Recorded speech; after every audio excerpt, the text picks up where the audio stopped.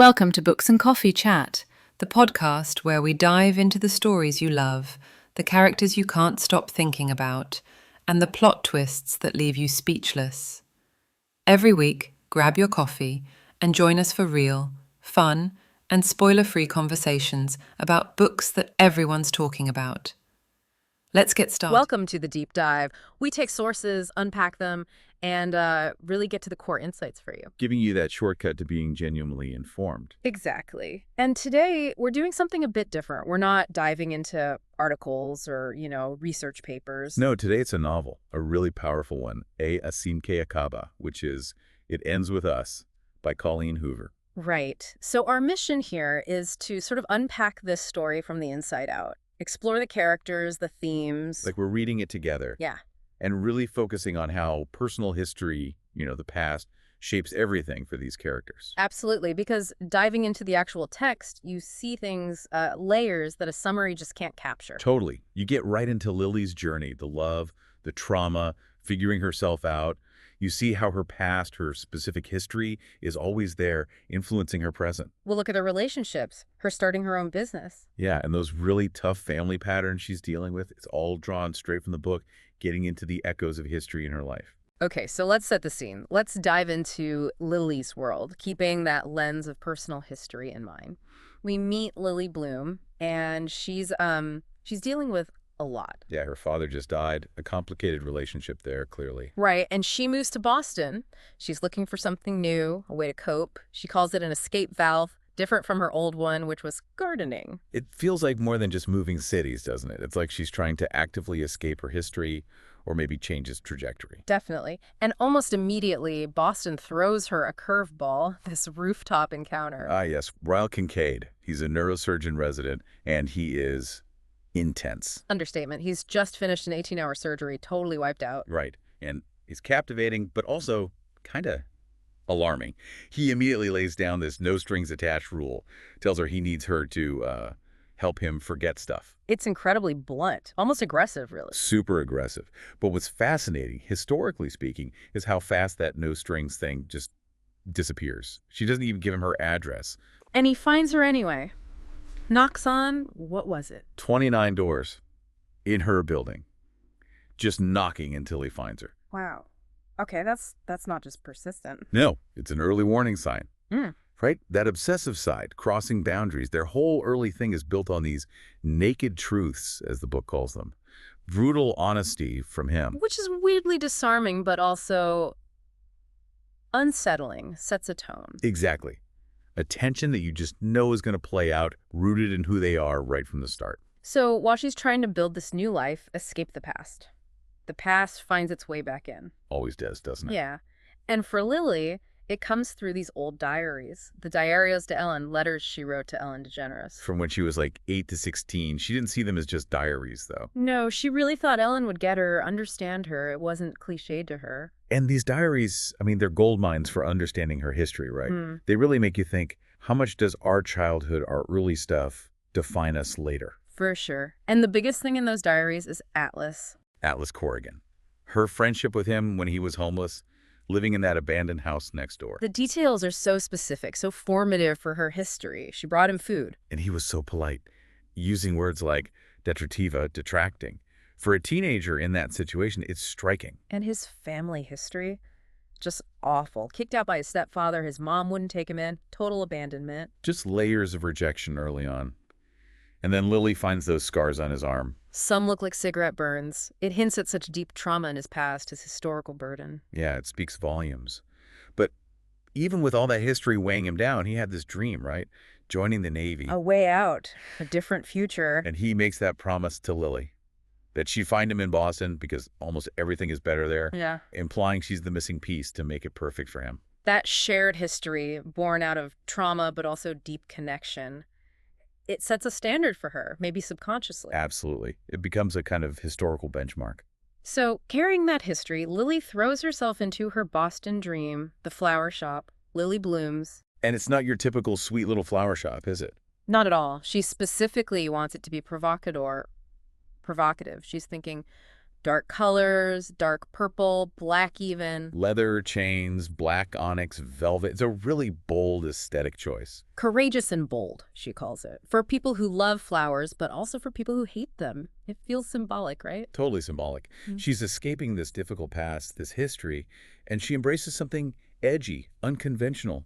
It's like she's rejecting the expected sweetness. Her assistant, Alyssa, is supportive, but you gotta imagine she was a bit like black flowers, really. Huh, probably. But it's a statement, isn't it?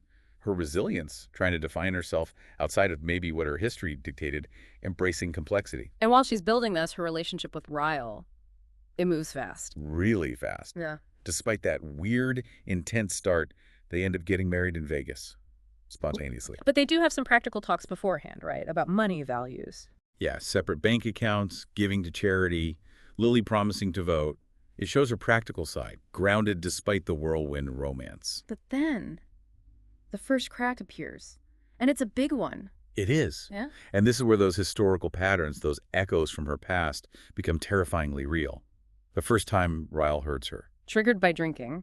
And an article about Atlas. Significantly, yes, about Atlas. And it's devastating because the book draws this direct, chilling line back to her own childhood. Her mother's history with her father's abuse. Exactly. How Lily, as a kid, was told to lie, to say her mom slipped on ice after her dad hurt her. It's not just history repeating, it's how that past trauma makes her vulnerable now. That experience of having to cover up abuse makes it harder to recognize or easier to excuse in Ryle. Precisely. It's that learned behavior, that conditioning across generations. The past isn't just history, it's actively shaping her present reactions, her ability to see clearly. It's a blueprint. God, that parallel is so stark. And just as she's trying to process that, guess who walks back into her life? Atlas. The past literally walks in the door. But he's different now. Not the homeless kid. He's a successful chef, owns a restaurant. Called Bibbs. And the name itself is loaded with their shared history. Right, explain that. Bibbs comes from babador in Portuguese, which means bib. It's this incredibly tender, secret nod just to Lily. It shows how much his history with her shaped him, stayed with him. That's deep. And then he confesses about Cassie, his fake girlfriend. He made her up. Why? He says he did it to give Lily space. He thought if she knew he was single, she couldn't fully commit to Ryle and find happiness. It was all rooted in their past connection, his, protective feelings. Trying to manage her future based on their history. Exactly. And then inevitably, the confrontation, Ryle and Atlas. What sparks it? Ryle gets possessive, cruel, says something like, if she's not with me, she's with you. It's always been you, Atlas, hasn't it? Yeah. And it leads to this awful fight. Ryle gets violent again right there in front of Atlas, making Lily's family history of abuse impossible to ignore in her present.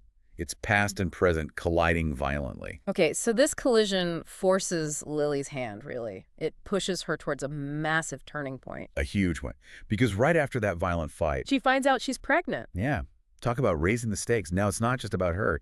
She's staring down that exact same cycle of abuse, the historical pattern she ran to Boston to escape. And the question becomes unavoidable. Can she break it? How do you break something that feels so deeply ingrained in your family history, maybe even in you? It's the core question. And Lily. She finds the strength. It's incredible courage. After their daughter, Emerson, is born, she decides to divorce Ryle. A monumental decision. Absolutely. And she has this moment of clarity, this realization. She says, cycles exist because it's painful to end them, which is just so true, right? painfully true. And she makes that promise to baby Emerson. It ends with us. We will put an end to this. It's more than just words. It's like she's actively rewriting her family's historical narrative. Breaking that generational curse. Exactly. And you connect that to the author's note. Colleen Hoover talking about her own mom. How her mom broke the cycle, even when amid extreme hardship, living on basically nothing for years. To protect your kids, that selflessness. That's the heart of it. The sheer bravery it takes to choose a different future, to say, this history stops with me. Not just for yourself, but for everyone who comes after. So when you pull back and look at Lily's whole journey, this deep dive into her story.